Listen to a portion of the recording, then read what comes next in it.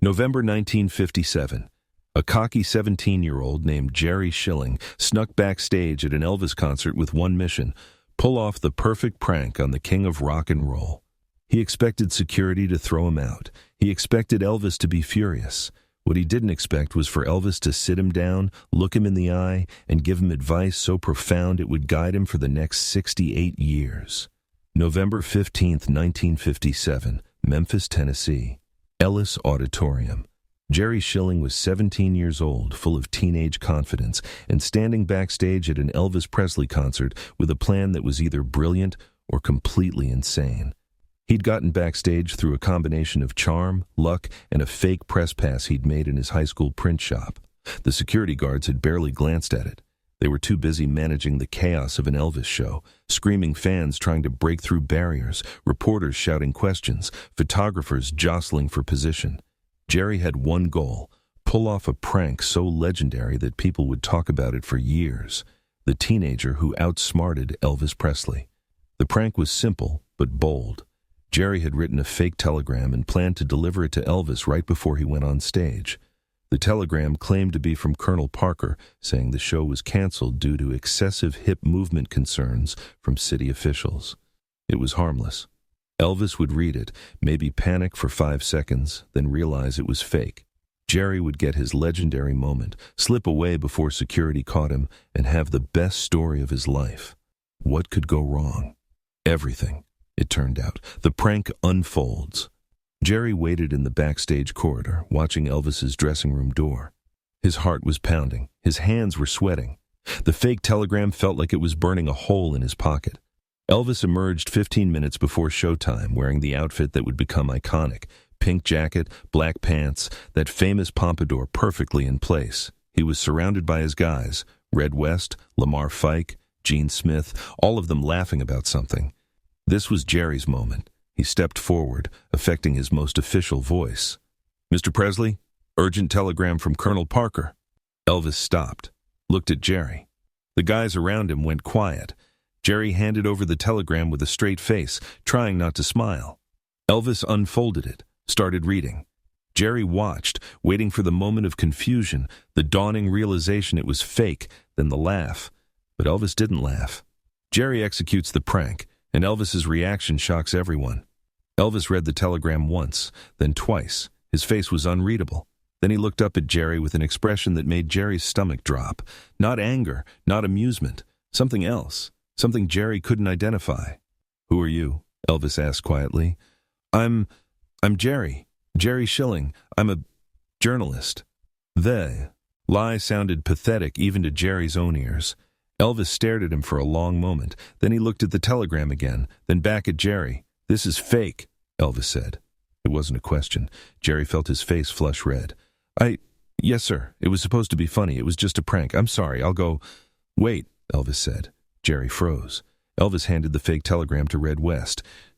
"Red, can you give us a minute?" Red looked confused but nodded. The other guys drifted away, leaving Elvis and Jerry alone in the backstage corridor. "You made this?" Elvis asked, examining the telegram more closely. "This is pretty good work. Looks official." Thank you?" Jerry wasn't sure if he was being complimented or mocked. "How old are you?" 17. "And you thought it would be funny to prank me right before I go on stage?" Jerry wanted to disappear into the floor. "Yes, sir. I'm really sorry. I'll leave." "I didn't say leave," Elvis interrupted. "I asked if you thought it would be funny." Jerry hesitated. "Honestly, yes. I thought it would be hilarious, but now I realize it was stupid and disrespectful, and I'm really, really sorry." Elvis studied him for a moment. Then, impossibly, he smiled. "You got guts, kid. I'll give you that." The conversation that changed everything. Instead of kicking him out, Elvis does something impossible. What happened next would become the most important 15 minutes of Jerry Schilling's life. Instead of having security throw Jerry out, instead of laughing it off and going on stage, Elvis did something completely unexpected. He sat down on the equipment case in the backstage corridor and gestured for Jerry to sit across from him. "So, Jerry, tell me something. Why'd you really do this?" Jerry hadn't expected the question. I don't know. I wanted to do something memorable, I guess. Something people would talk about." "You wanted to be known for something," Elvis said. It wasn't a question. "Yeah, I guess so." Elvis nodded slowly. I get that.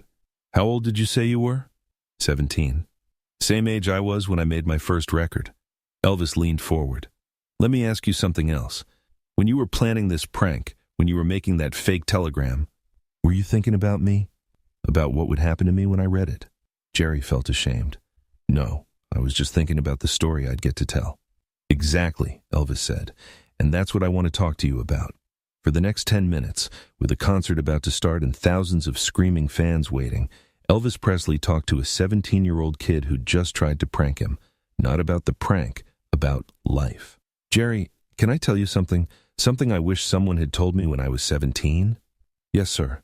Elvis gives advice that Jerry would remember for 68 years. Elvis leaned forward, elbows on his knees, speaking in that soft Memphis drawl that somehow carried more weight than shouting ever could. Right now you're thinking about yourself, about your story, about being the guy who pranked Elvis Presley, and that's okay. You're 17. That's what 17-year-olds do. But here's what I learned the hard way. The things that make you memorable aren't the things you do to get attention. They're the things you do when nobody's watching. The person you are when there's no audience. Jerry listened, transfixed. You made that fake telegram, and it's good work, by the way, really good, because you wanted people to think you were clever. You wanted to be the guy with the great story. Elvis paused, making sure Jerry was really hearing him. But let me ask you, after you tell that story, after people laugh and think you're clever, what then? What are you left with? A moment, a memory. And that's it. But if you'd come back here and said, Mr. Presley, I'm Jerry Schilling, and I'd really like to learn about what you do, about music, about how you work. If you'd been genuinely interested instead of just looking for a story, you might have learned something that could actually change your life. Jerry felt something shift inside him. This wasn't what he'd expected. He'd expected anger or dismissal, or at worst, arrest, not wisdom. Here's what I want you to understand, Elvis continued.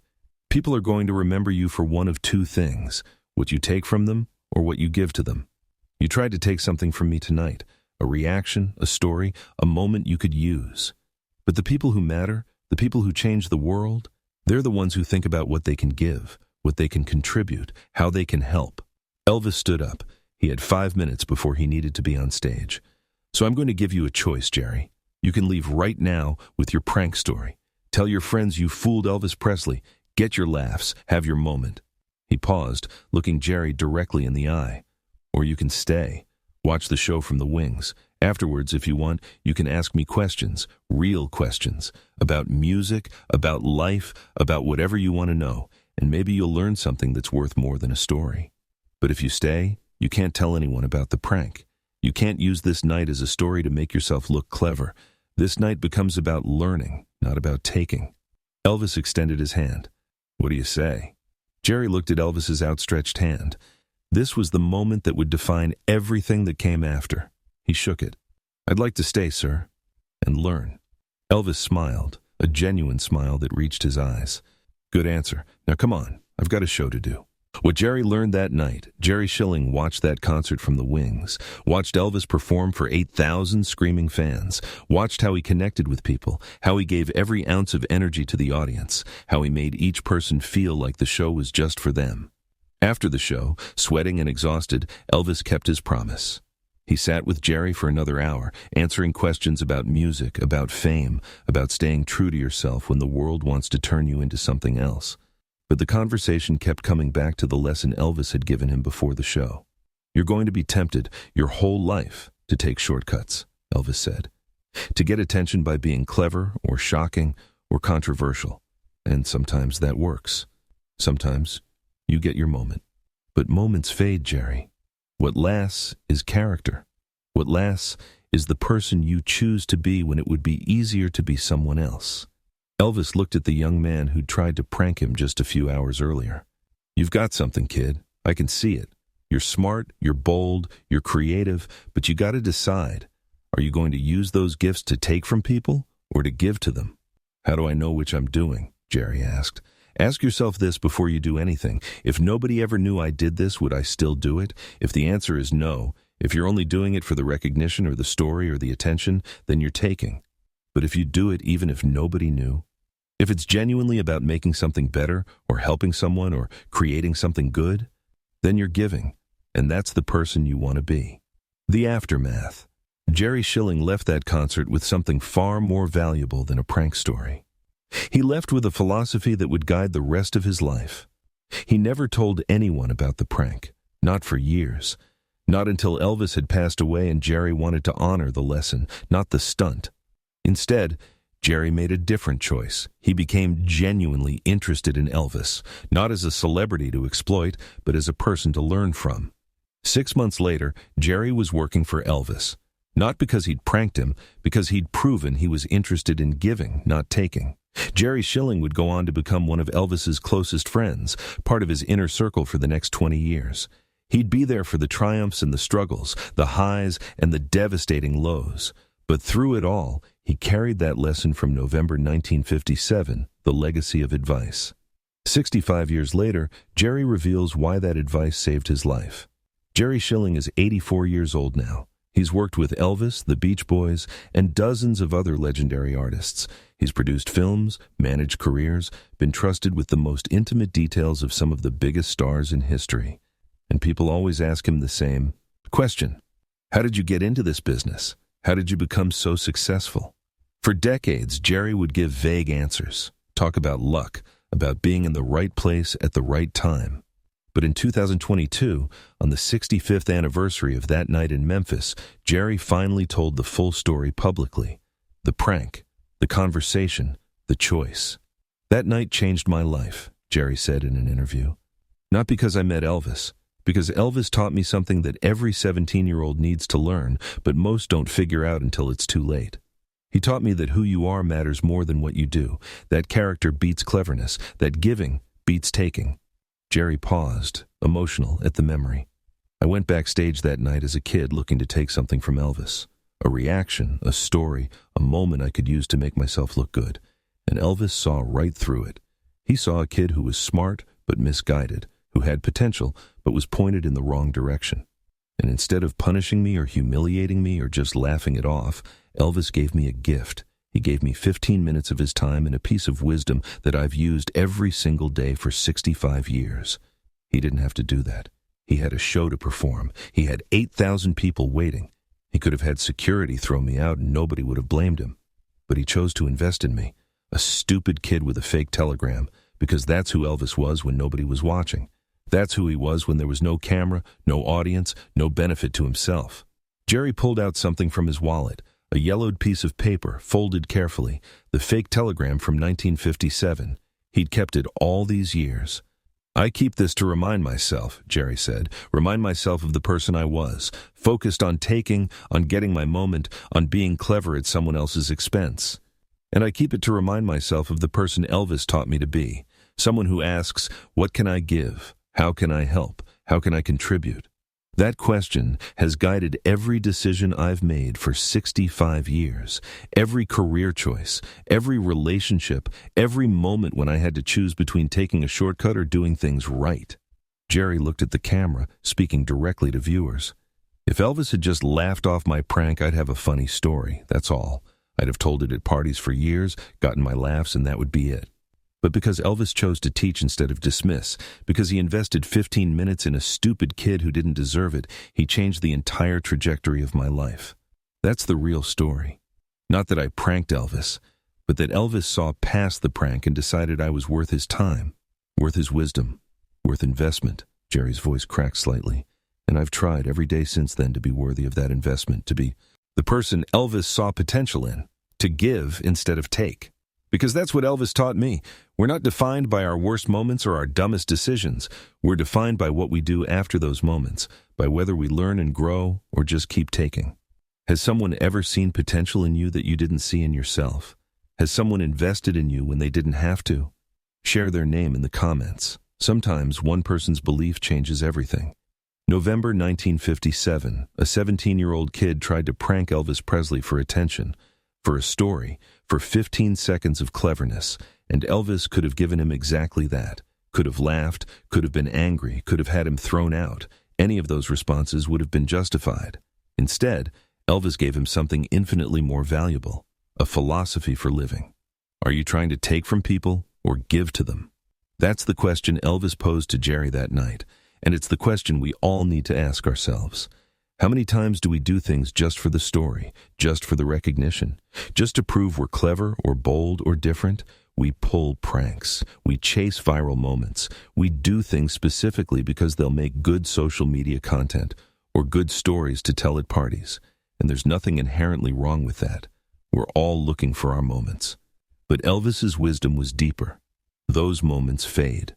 What lasts is character. What lasts is the person you are when nobody's watching. What lasts is whether you spent your life taking or giving. Jerry Schilling could have left that night with a prank story. He chose to leave with a lesson instead. And that choice, to learn instead of laugh, to grow instead of gloat, defined the next 65 years of his life. Here's what Elvis understood that most of us forget. The mark of character isn't how you treat people who can help you. It's how you treat people who've wronged you. Jerry had tried to make Elvis look foolish, and Elvis responded by investing in him, by teaching him, by seeing past the prank to the person underneath. That's grace. That's wisdom. That's the person Elvis was when nobody was watching.